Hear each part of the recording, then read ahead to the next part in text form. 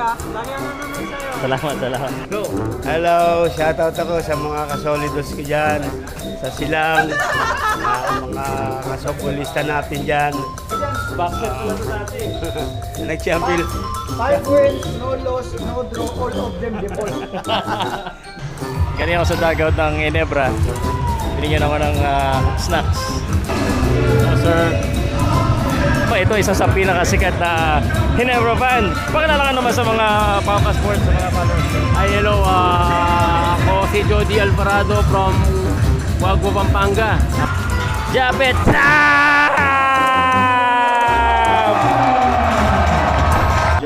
Never say die kasi, never say die. So we're back here at the Ninoy Aquino Stadium. Papunta tayo ng sa basketball court. So dito sa video natin, ang gagawin natin medyo kakaiba. So we're gonna focus on the behind the scenes obviously. But mag-interview tayo ng mga fans. Try natin alamin kung bakit ba sila nanonood ng live. Kasi nga po, di ba, criticize ng PBA dahil konti ang nanonood. Alamin natin, bakit nga ba nanonood ang mga fans ng live? At ano ba ang kumbaga makapagpakumbinsi sa kanila na makanood kahit na sobrang init. As in, sobrang init.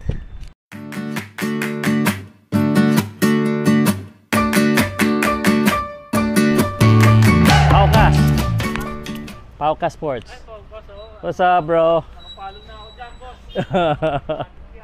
Matig yan.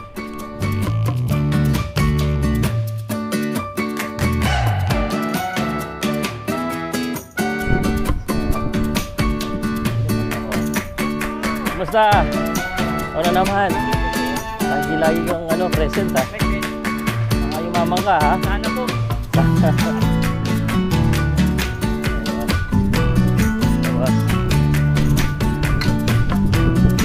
Ito na tayo ulit. We have arrived.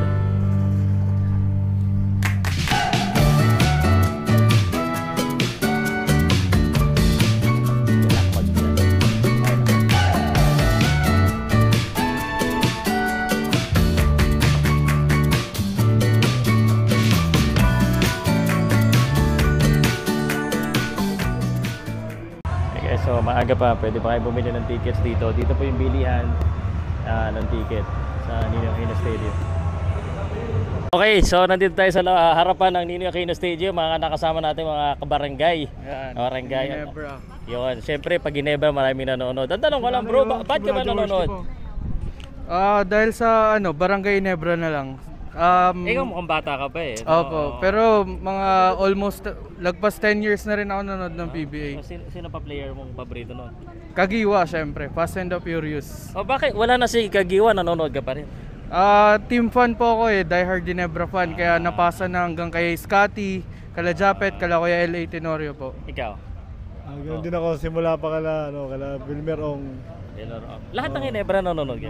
Opo, lahat ng games. Lahat? Ako po lahat ng games. Lahat? Hindi ka ba nagtatrabaho? Nagtatrabaho po pero panggabi kaya medyo convenient. Okay, ganoon.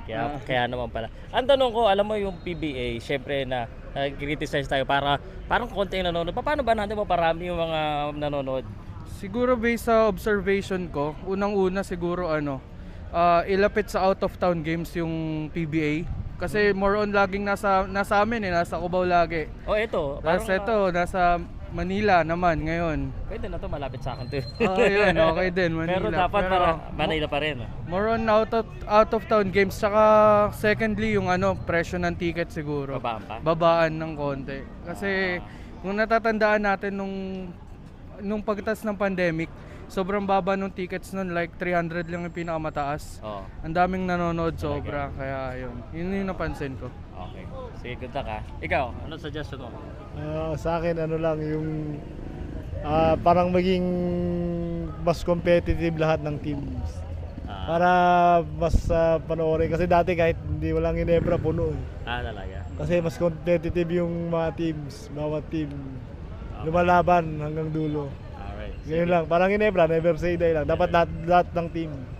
Para mas umanghang sa mga tao. Ayun, yun pala eh. Okay, take note yan. Yun, salamat. Gusto to kayo yung Oo, totoo yun! So ito yung entrada ng Ninoy Aquino Stadium. Saka doon sa kabila. meron na namang laro ang football. PFL, ano doon. Sabay na naman. Buti hindi nagkakagulo. Ibig sabihin, hindi ganun kadami. And ito, ang entrada ng PBA. Note na kayo. Tagas. Basta pag Ginebra, medyo marami-rami ng pumasok. Sana mapuno mamaya. Ayan guys. What's up? Japet na kita. Japet na kita.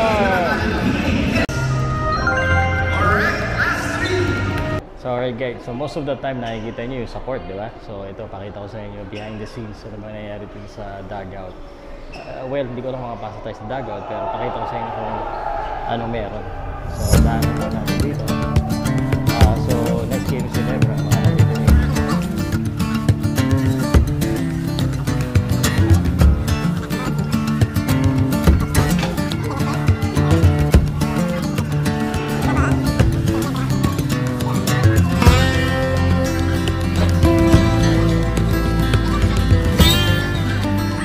So, kasama ko si Coach Aro dito. She's working with TNT? TNT. TNT, grabe. Oh. Kaya pala condition lahat ng players. Oo. Pero lahat yan hawak mo. Yung team, oo. Tapos may mga ibang players na we know one-on-one. So, ilan ang hakot mo ngayon? Kasi medyo hakot na tao. Wala. Ano ba sa tingin mo ang pwedeng gawin ng PBA para mas dumami yung TNT fans na manood? Lahat ng fans, TNT, kasi Ginebra mamaya. Wala, talagang we just keep, we really just have to support our own. Yun, so yan, kaya ini-invite ko kayong lahat to please keep on supporting our very own. Yan, lalong-lalo na yung PBA at yung aming team, TNT Tropang Giga. Yun, may kalaban to Ginebra ko eh. May libreng stickers pag manood, pag nakita nyo ako. Yun lang pwede ko yung abono. Thank you. Hey guys, so we're here at the Ginebra station, dugout station. Hintay tayo ng mga players na dumating. So, of course, halatang payo sa Ginebra. Hindi, supporter naman tayo ng lahat. Although, syempre, hindi natin maikakaila na isa tayo sa may pinaka, kumbaga, fan tayo ng Ginebra. Fan din dahil lahat ng mga players. Parang nagkamali ng pass doon si Christian Stan Hardinger, but yan, nandito mismo. Inintay ko yung vlogger daw ng Ginebra. May tatanong tayong importanteng bagay. Christian Stan Hardinger. Ano po? DJI. Kano yung ganyan? 29 po. Yan, naka-live. Mag-shoutout po kayo. Ano yung shoutout? Batiin nyo kung sino gusto nyo batiin. Ito yung camera, ito yung mic dito. Ganon? Oo. Nakauna yan? Nakauna po. Huwag, ano mo. Hindi pa ako shoutout eh. Sama ko lang sa vlog na ikinila. Yeah. Go! Hello, shoutout ako sa mga kasolidos ko dyan, sa Silang, mga kasobulista natin dyan. Regards to everyone. Congrats to the UST Baseball for the winning of the Nalapit mo sir, kahit malayo. Yan. Ano pa? top 4. Sir, may tanong ako sa'yo. UAP. Dahil tayo lang nanonood lagi, puro Barangay Ginebra. Paano ba natin ma-imbita yung mga ibang fan din ng basketball na manood din para dumami naman yung manood sa venue? Ano suggestion mo? Suggestion ko kasi palipat-lipat tayo ng venue, no? Hindi malaman ng mga manonood kung saan ang ano. Di ba yung may suggestion din ng iba na papunta ng province para naman sa province. Traffic kasi sa Maynila lagi. Lagi akong kahit saan. Basta invite ko lahat kayo, mga katropa ko sa Ginebra. Ginebra. Kahit na fans ng PBA. Yan. Manood doon tayo ng PBA, tangkilikin natin ang sariling atin. Yan. Maraming salamat to. Yun. Dati pala itong boxer. Sino nakalaban mo na sikat ngayon? Wala akong Boxer pala ito dati. Nag-champion. 5 wins, no loss, no draw, all of them default. Default umayaw? Nag-national team din ako. Natuloy. Nag-national team ako. Nag-ASEAN ako. 1978 pa. Baka di ko pa pinanganak. Hindi pa nga. May connect talaga, no? Basketball, boxing ang kaibigan natin. Sir, si June. Wala.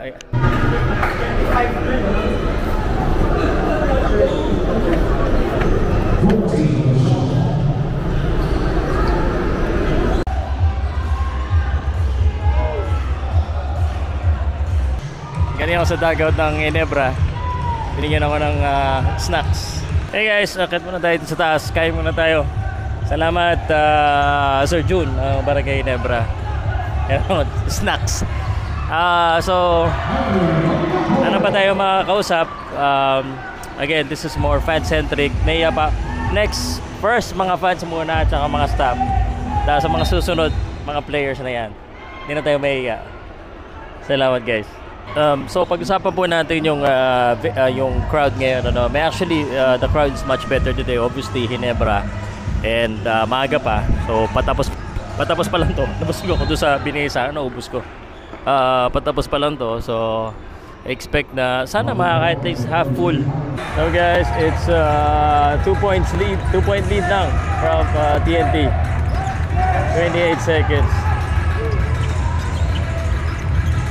Astro. Ano itong mga pasahan to? Ubos oras. Ubos oras. Ubos oras. Ay! Wala! And they're gonna run! Sumabay ka pa!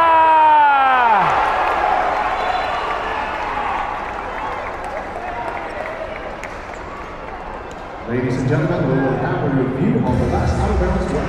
Sayang.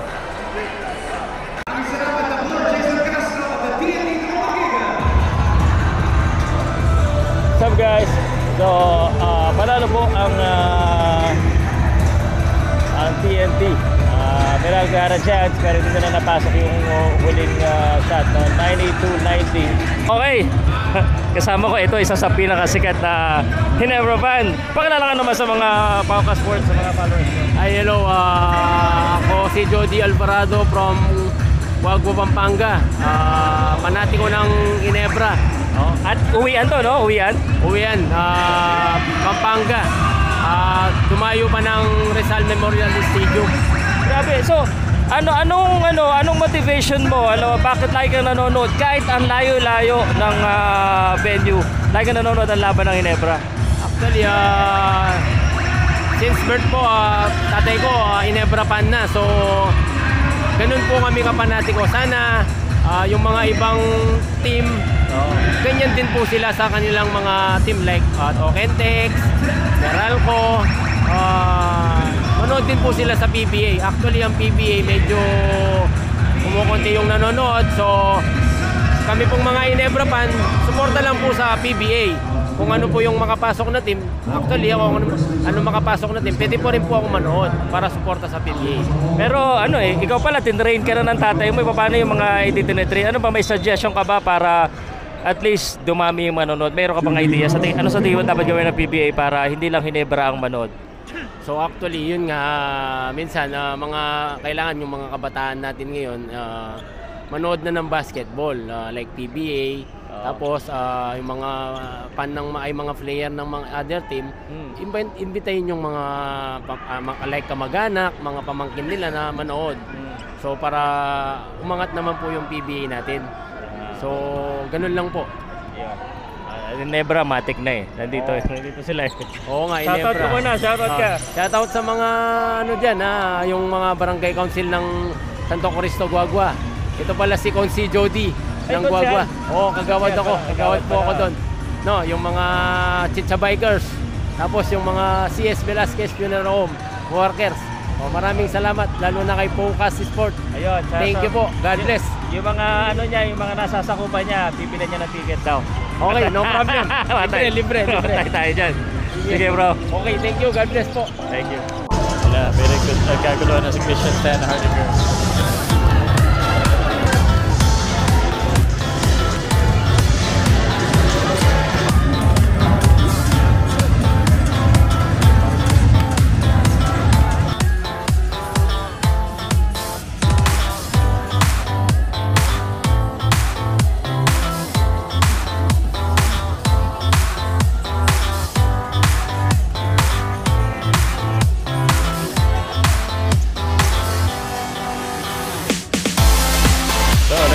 na po yung terra firma at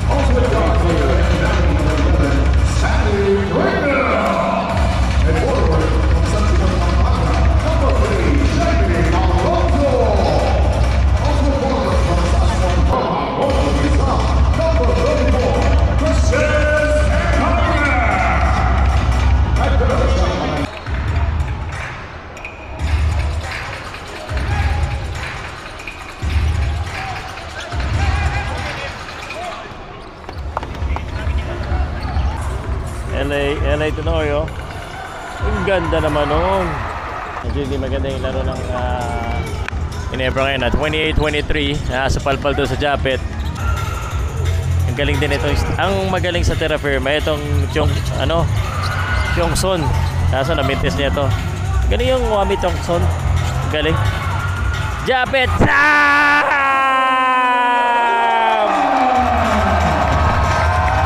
Ayan na. Yan na ang Ginebra.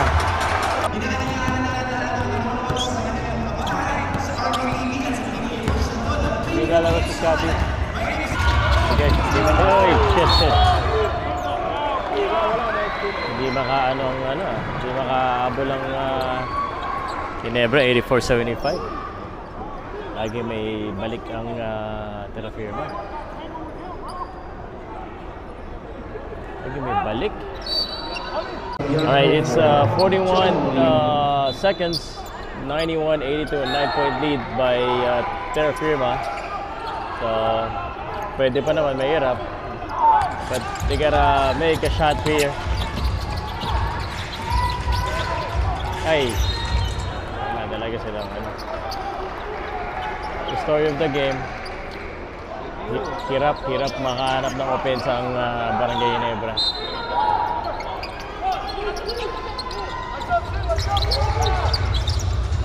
There you go. Counted. Teka. Pwede pa yata. Never say die kasi. Never say die. 91-84. 3 possession. Isang 3. Tingnan natin kung ano mangyari.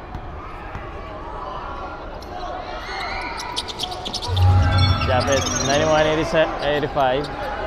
6 points. Ubos oras na. We need to stop this. Uy! Uy! Sayang. 18 seconds na lang. Sorry guys, I don't ever say die, but this is almost like impossible now. 7 seconds. Wala. Last shot time, but that is that. Talo.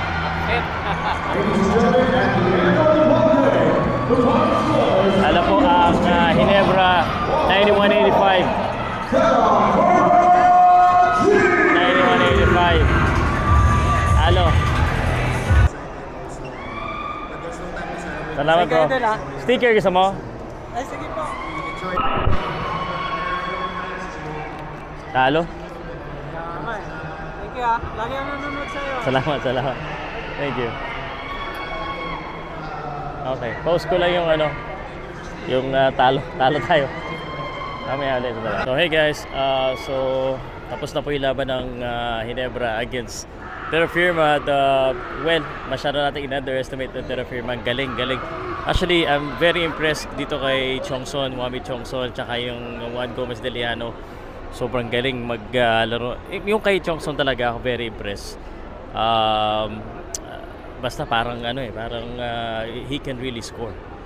At dyan tayo natalo. Kaya talo ang Ginebra ngayon, bawi na lang tayo. Ewan kung may laro pa dito ang Ginebra sa Ninoy Aquino Stadium. But yeah, anyway, ito yung crowd. Yan, no? So, yeah guys. Tapos ito yung scenes outside of the Ninoy Aquino Stadium. So, yung mga iba dito, syempre, abangers. Abangers kasi dito lumalabas yung mga players. Nagbebenta. Sale na daw, sale. Hey guys, so habang nagbebentahan sila doon, gusto ko lang magpasalamat sa inyo guys for sa mga nakaabot dito. Salamat din sa mga ilan po nakakilala sa akin dito. So palagi tayong manonood ng PBA dito sa Ninoy Aquino Stadium. Medyo malapit kasi. So siguro pag kuneta rin, pwede rin tayong manood or kung maglaro sila sa San Andres Sports Complex. Nagbebenta na. Nagbabargain na ng kanilang ng mga jersey. Anyway guys, salamat. Talo ang Ginebra. Sa next vlog, please comment po and let me know what you think sa ating pong vlog for the day. Sayang, hindi tayo nanalo.